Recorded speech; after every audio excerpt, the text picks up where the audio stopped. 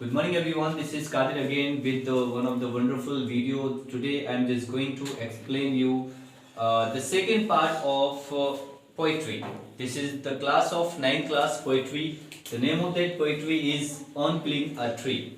Okay, so आपको first part में मैंने पूरा एक्सप्लेन कर दिया था कि जो फर्स्ट स्टेंजा होता है उस स्टेंजा में मैंने आपको द वैल्यू ऑफ ट्री के बारे में बताया हुआ था।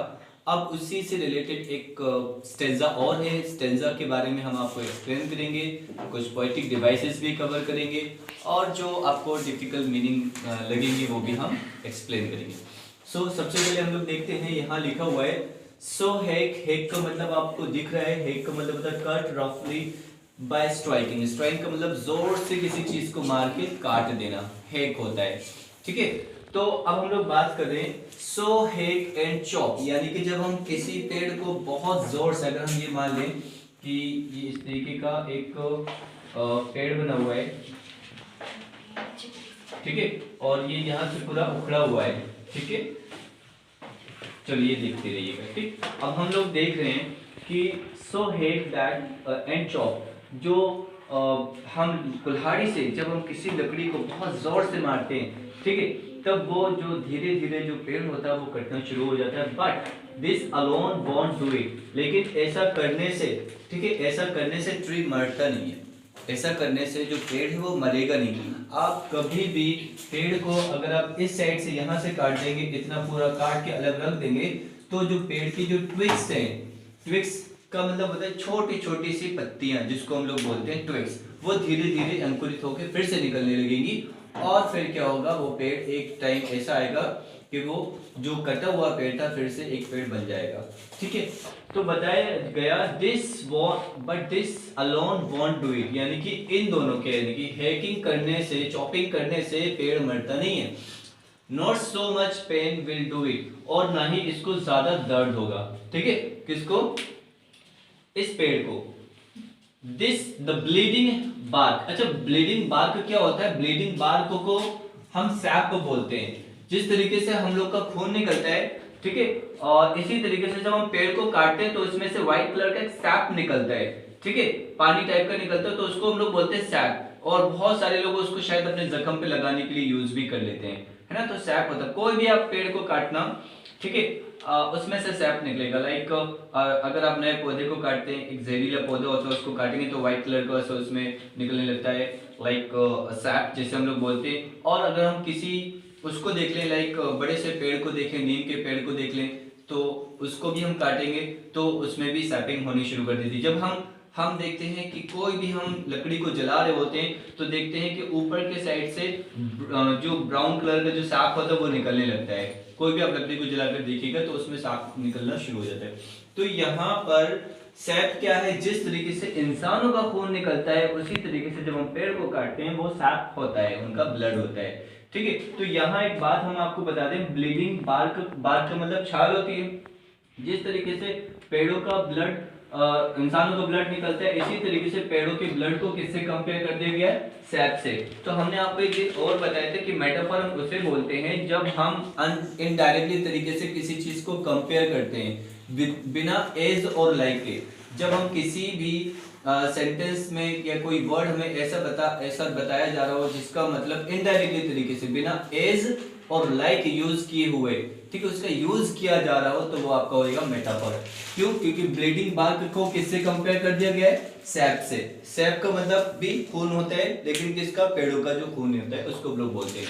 तो यहाँ बताया जा रहा है the bleeding bark will heal. अब ब्लीडिंग बार्क क्या होता है? जिस तरीके से हम लोग को चोट लगती है और हम लोग को खून निकलना शुरू हो जाता है, उसमें से कुछ हमारे जो व्हाइट सेल्स और रेड सेल्स होते हैं वो क्या करते हैं? हमें हील करना शुरू कर देते हैं। इसी तरीके से इसमें जो सैप निकलता है वो भी उनको हील करना शुरू कर देता है पेड़ पौधों को। And from close to the ground, और क्लोज टू द ग्राउंड का मतलब ये होता है कि अगर आप इनको ग्राउंड से बिल्कुल क्लोज से काटेंगे, कहां से काटेंगे? बिल्कुल क्लोज से काटेंगे, ठीक, will rise curd green twigs. अगर हम इसको यहां से काट दें, कहां से काट दें? यहां से भी काट दें तो इसमें ग्रीन ट्विक्स कटना निकलना शुरू हो जाएगी। लेकिन अगर हमने इनको यहां से काट दिया तो ये फिर क्या होगा? ये पेड़ जो है क्या हो जाएगा? ड्राइंग में चला जाएगा। ड्राइंग का मतलब होता है सूख जाना। क्या हो जाएगा बेटा? सूख जाएगा। जब आप किसी भी पेड़ को, पौधे को आप जड़ से निकाल के अलग फेंक देंगे तो वो सूख जाता है और तब उसे कहा जाता है कि ये मर गया।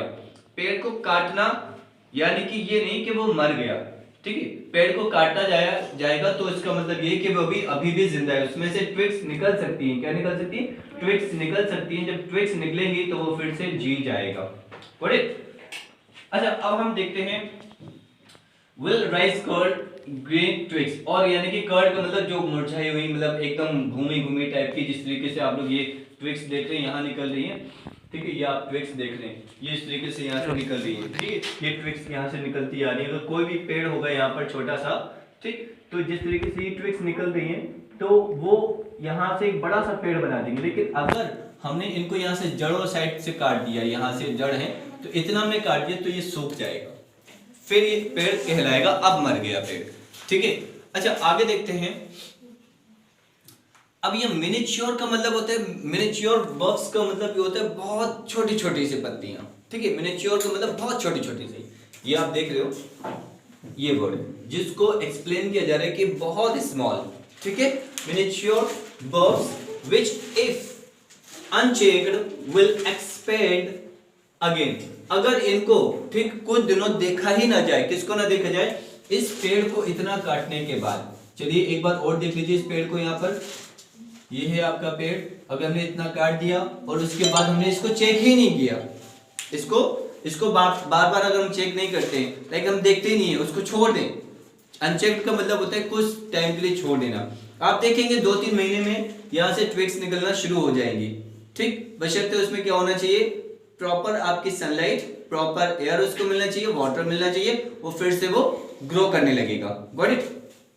अच्छा, आगे देखते हैं। एक्सपेंड का मतलब होता है स्प्रेड होना, स्प्रेड मतलब फैलना, ठीक है। आगे तो फॉर्मर साइज यानी कि इसी साइज में, जैसे पहला ये साइज था, जितना बड़ा पेड़ था, फिर से वो अपने फॉर्म में आ जाएगा।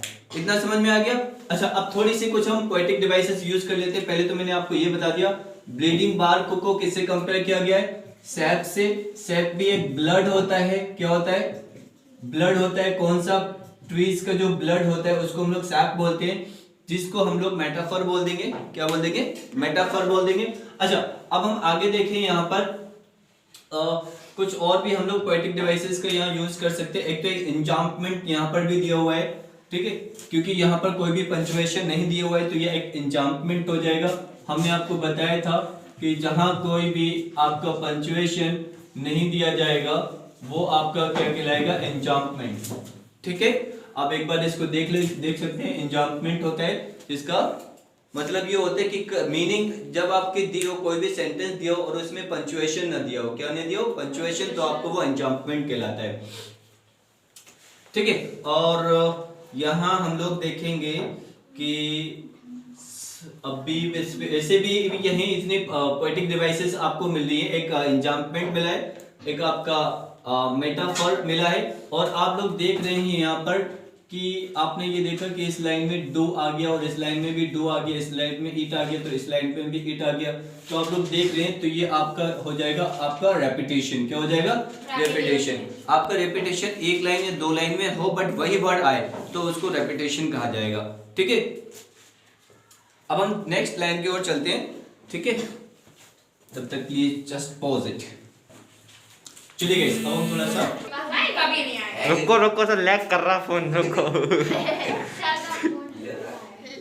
कैमरा भी रहता है। वाह, आओ देख जाओ। 2 3 सेकंड स्टेज ऑफ रुको तो सर, पता नहीं लैग कर रहा है भाई।